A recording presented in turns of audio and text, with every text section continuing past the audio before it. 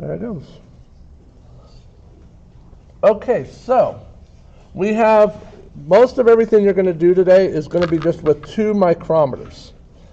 Okay, the first one we have here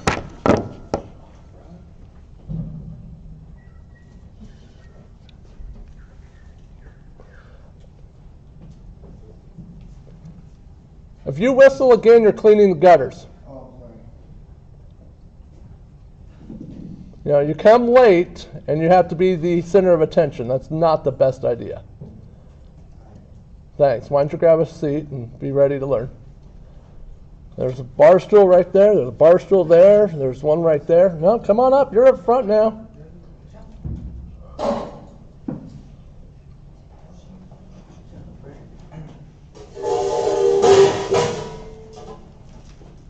All right.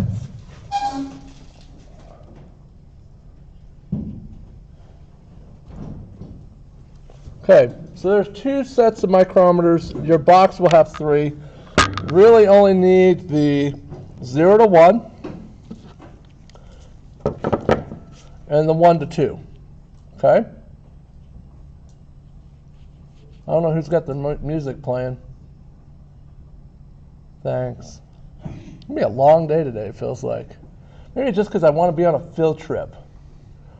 I don't want to be here. Yeah, disappointing. Oh well, we'll keep going. All right, so let's go ahead and let's look at our camshaft. The camshaft has several parts that you're going to measure. We have this bearing right here, and then we have the other right here. Those both need to be measured. I want to know if they are still perfectly round. Okay, so if I want to know if they're round, how will I measure them? Yeah, I'm going to go this direction, and then I'm going to go this way. Okay? And then I'm going to do that on this one. I'm going to measure across this way, and then this way. So each of these are going to have how many measurements? 2. So far the cam now has how many measurements? 4. Let's see how many more we go. I'm going to measure the dead space of the lobe, meaning that's when the valve is not open. Well, when is that? Well, if we look here, that is the lobe. That is when it's going to open, this one, the intake valve. As it turns, the tappet rides against this, and here it's not pushing up the tappet, and as it rotates onto the lobe, it now pushes the tappet up, opening the valve, coming back down, closing the valve. So the shape of this can change the duration of the valve opening. Okay, and that's all called dwell. That's called dwell time. But what I need to know is I want to know the rise. So I'm going to measure the 0, or the non-part that doesn't raise, so from here to here. Then I'm going to measure the rise from here to the top of the lobe, and then I'll know the rise by what? Subtracting. Basic math, right? Yeah, we have to do math in here. Okay, so I'm going to go ahead and I'm going to use my 0 to 1 micrometer, and I'm going to measure. Now this micrometer, remember how at the beginning we talked about how to use them. This one, the ratcheting part is back here. Come on, focus. So there's that click. Some of them it's right here. Make sure you're using the right one, okay? Because this is hardened, it will dent the cam. Okay, so I'm just spinning it open. Now, am I going to spin it around like a party favor? No.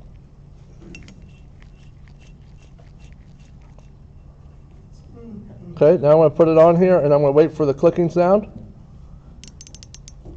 Okay, and now I can lock it and remove it. Now I want to read this. So what's the last whole number we see? 8. So that's 0.8. How many lines do we see? 15. How many lines past the 8? 2. 2. Each line represents what? 0.025. So we are at, so far, 0.85. .50, right? Because we're going to go 3 places after the decimal. Now we're going to follow this long line right here, and it's between 15 and 16, right? So we're just going to roll it over to 16 just to make it easier. So now what? So 50 plus 16 is? Thank you. I'm like, it's not the first period, so we can't be that tired. All right, so it is 0.866, right? So let's see. This one has a analog readout. So there. Okay? So that is the dead spot, or the valve is closed. So now we're going to measure the open. Now, this is almost an inch, right? 0.866. So should I use this one again to measure the rise? Probably not. I kind of need to go to my other micrometer. Okay? So make sure it's unlocked. I'm going to set the cam up. Now this is where it's good to have a partner because it can hold the part in place. Once again, I've got off cambered here.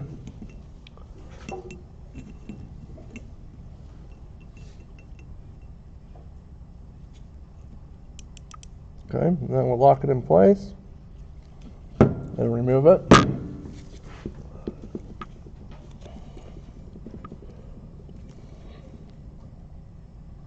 While it thinks about it. I don't have my...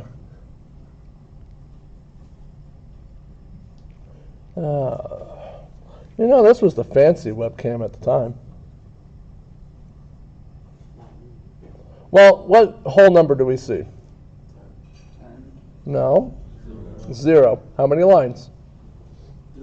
3. So each one is 0.25. So that is 0.075, right?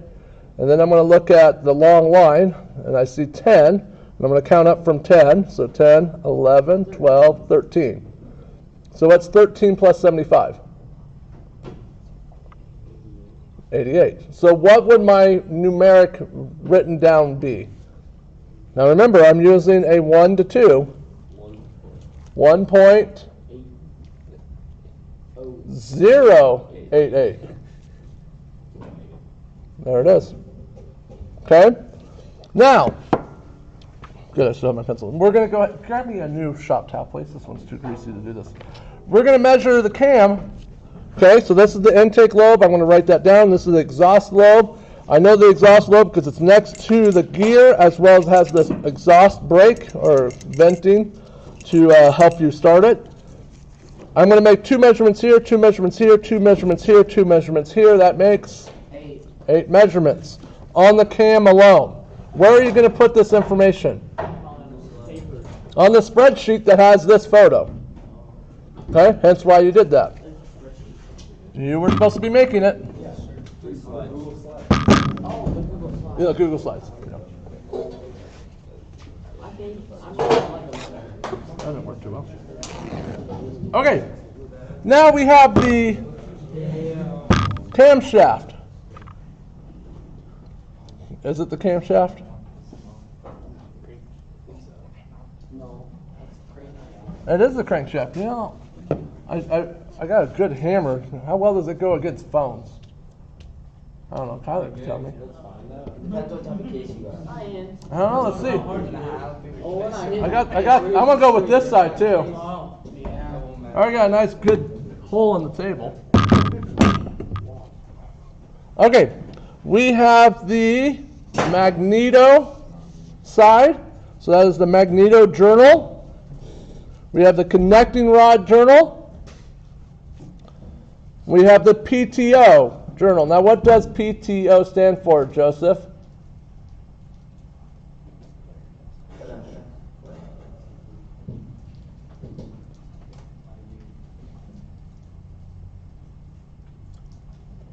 Anybody else want to help them? How do we raise this? Anybody want to give the answer? PTO. What? Power. The first one's power. Transfer. Close, close. This is what you would have on a tractor. You have your back end that has the PTO, which is the... tractor. No. Nice guess, though. Power takeoff. Oh, yeah.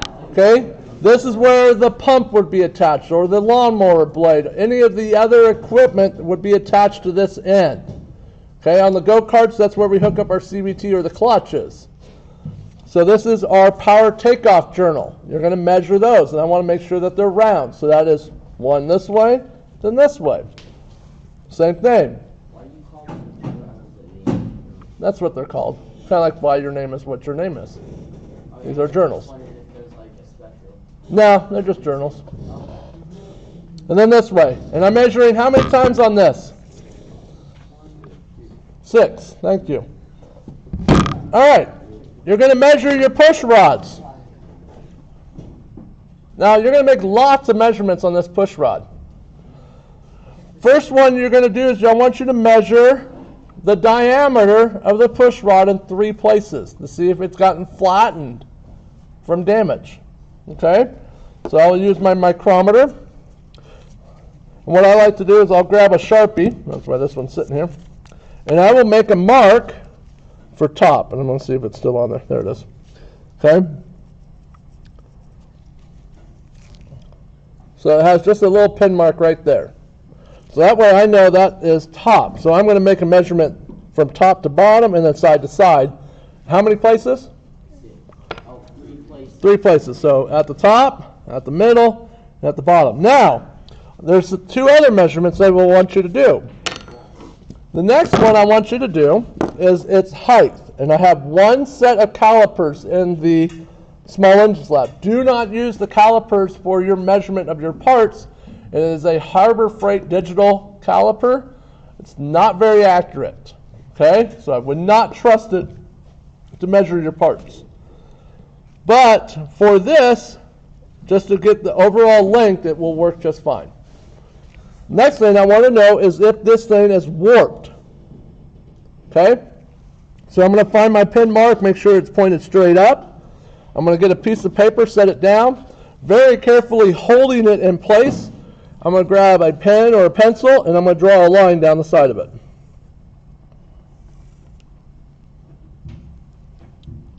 Get my finger out of the way. Okay? Now, this is how you would also find out if your straight edge is still straight. I am now going to take that line, and I'm going to now put it to the bottom. And if it's still at the top, I am now drawing a line on the opposite side, am I not? Okay? My line's on top. I'm going to set it down again. I'm going to take my pencil or pen. I'm going to set the point onto the line that I have drawn. Now, why would I do this? Well, now I can move my push rod over to it, and I know my spacing to where I draw my line or how I hold my pencil will be the same. Because if I just put it down and I just go, okay, well, there it is, and I make another line, I could be in a different angle and make a different line completely. Okay? So I'm going to set the pencil on my line, bring my push rod over. Now the line was on the top, now it's on the bottom. I'm going to turn it until I see it again at the top. There it is.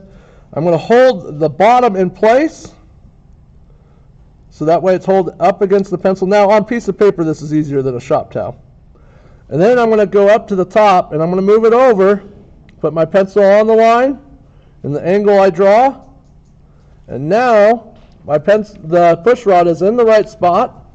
I'm going to draw another line, and now I can see if my push rod's squared. Now, this is going to be hard to see, but that push rod is actually crooked.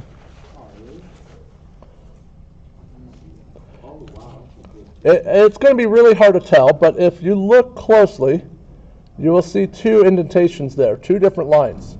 They're right next to each other, and because I'm using an artistic soft pencil, it draws over one another. So if you have a very fine point pen or pencil, you'll see it a lot more distinguished. But this push rod is bent. Now, a bent push rod, what could that cause? Well, obviously problems, but what kind of problems? Would it engine problem? Would it be able to distribute the force as evenly? There's not. It's just pushing force from here to here. but it can weaken more and bend more over time, which I could see where that's going. But it's no longer as tall as it was. It doesn't push as far. So on my engine head here, let me grab a valve. This is the exhaust one. If the push rod gets more bent, that means this is going to open less. And if it opens less, that means less air-fuel mixture can leave. Now, let's put this engine into contents of you running. Okay, so if you're running, and now think, can you run as fast if you can only exhale half your breath? No, because now what happens? You only exhaled half your breath. Can you take a whole breath in the next time? No, because you still have half of it in your lungs. That's the same thing with this engine. If you cannot expel all of the burnt air gases, it cannot bring in fresh air-fuel mixture into it to burn. Okay? So that's why we want to make sure that our push rods are straight, that they haven't been deformed on either of the ends. Okay? Because that push rod sits inside the tappet. Okay? And that's what pushes it up and down. Okay. Now, we're going to measure a valve. Each valve has to be measured how many times? Any guesses? 32. Great. You're going to do 32 measurements on yours. No, he's on my team. I do not accept that. You're going to make 6 measurements. Okay? So I'm going to bring this all the way in. We're going to make 6 measurements. We're going to measure the valve stem to make sure it is still round. Okay? And we can look down here. We see a step. We're going to measure just above the step. We're going to measure here in the middle. And you can see the wear is. I can't really see it in this one, but you can see the top wear. You're going to measure there. You're going to measure the 3 wear spots. Down here at the stem is no wear. So that way you get your factory number, per se, or your number you're going to judge it against. Okay, so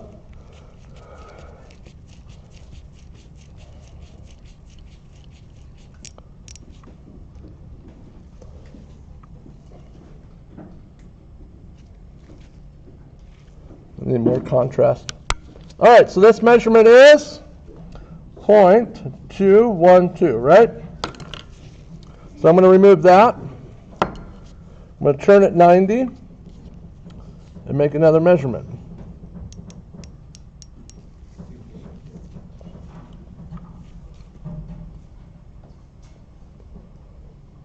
Yeah, we'll eventually focus. There we go. What do we get? 0.213. 213. So we're not round. It's not round anymore, is it? Okay.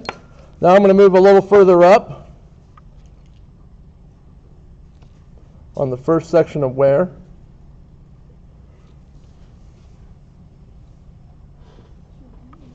Yeah.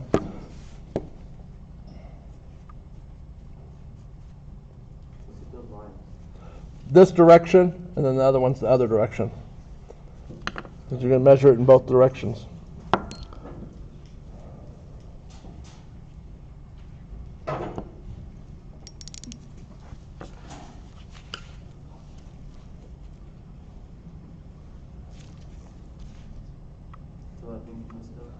It is.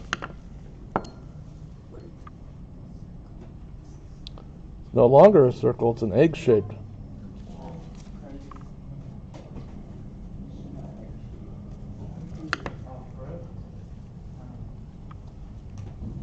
Please sit quietly. Hi. Hi, we have something for you. Oh, thanks.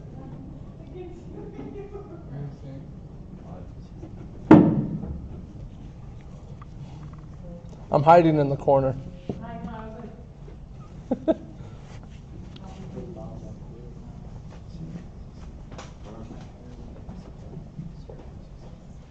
Thank you.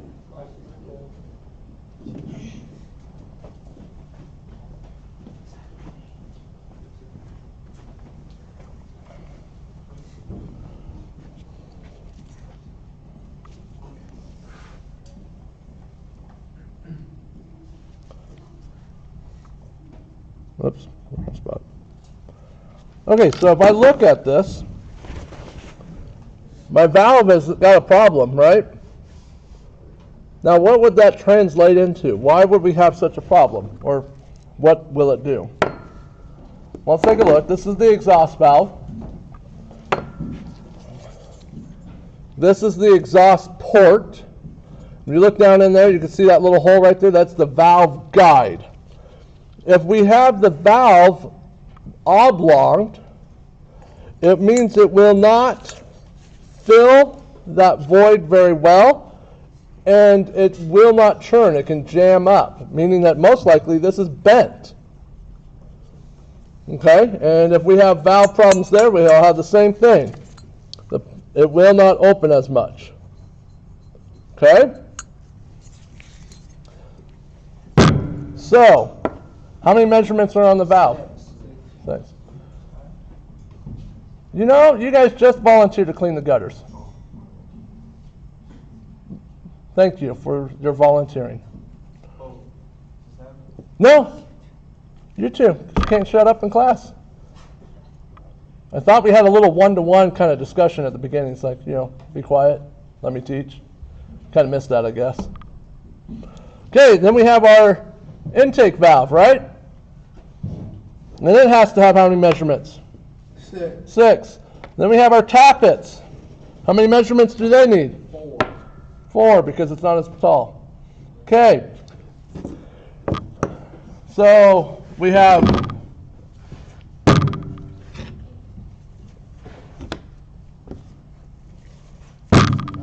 all those items need to be measured.